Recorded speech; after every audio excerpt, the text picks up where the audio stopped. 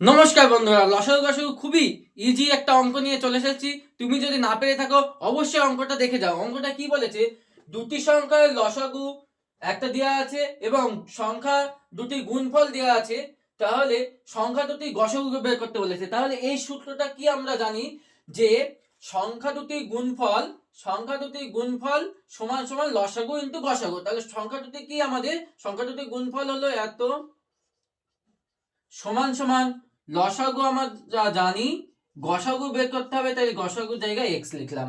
তাহলে যদি আমরা এই সংখ্যাটাকে এদিকে নিয়ে আসি তাহলে কি হবে তোমরা কমেন্টে বলো। ভাগ হবে, যেহেতু গুণে আছে তাহলে আমরা এটা ভাগে আকারে লিখবো, এর নিচে ভাগ আকারে লিখলাম সমান সমান এক্স।